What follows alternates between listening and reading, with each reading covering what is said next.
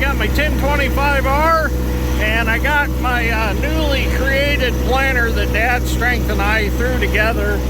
We took my Earthway push planter and we made it 3-point hitch mount.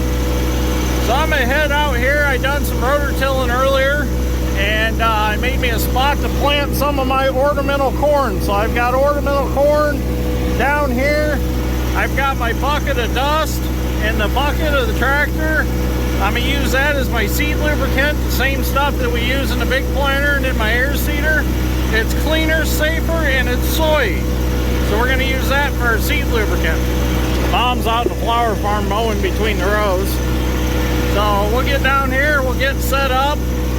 I had Dad bring the 7,000 12-row corn planter out here, and I had him mark out the rows for me, so that way they're 30-inch rows, so that I can cultivate it if I need to. So hopefully this is a fun video. Don't mind my tractor, it's really dirty, it needs washed. Just haven't had a chance to wash it yet. So let's see how this goes. Well, this is where we're going to plant. I'm going to start with this color of the Indian corn, kind of a caramel looking color. Put a little bit of dust in it. Might be a little too much, but shake it all up.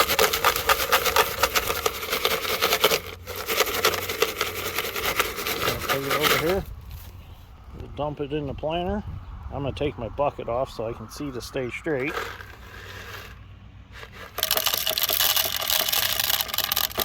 Seems like these little Earthway push planters work a lot better if you have some sort of seed lubricant in it. So let's try it, see what happens.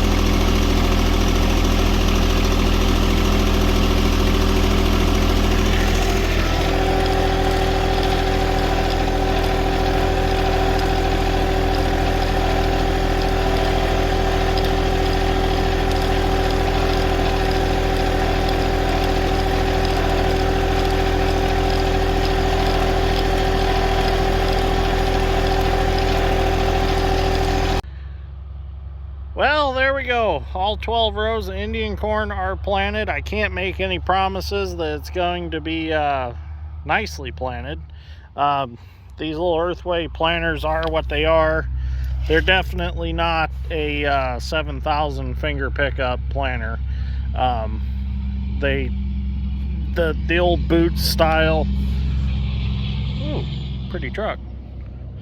The old boot style planters they're just not the greatest. You know, the old John Deere 494As boot types, you had to have the ground perfectly clean or else the boots were dragging. This is the same thing.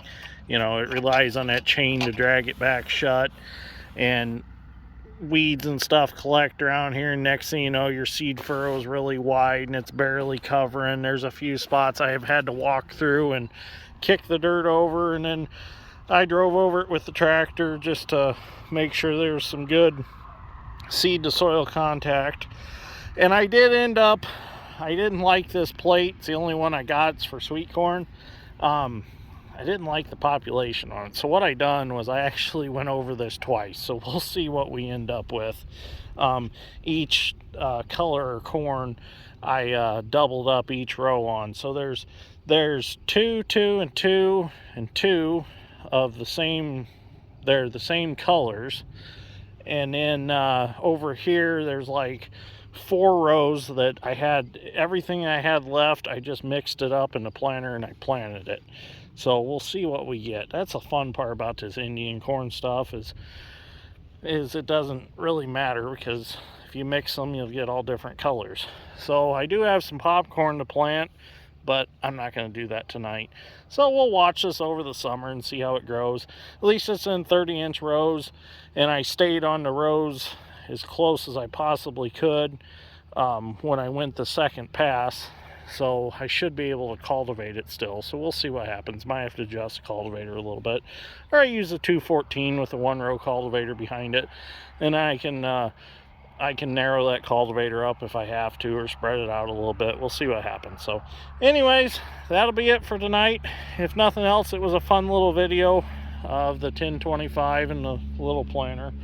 So I think over the winter I'm going to try to design me a small planter that's more what would you say, more user-friendly than that one, or a little more precise. Maybe we'll use a disc opener and stuff like that instead of a boot. We'll see what happens. So anyways, thanks for watching. I greatly appreciate it, and we'll see you all in the next one.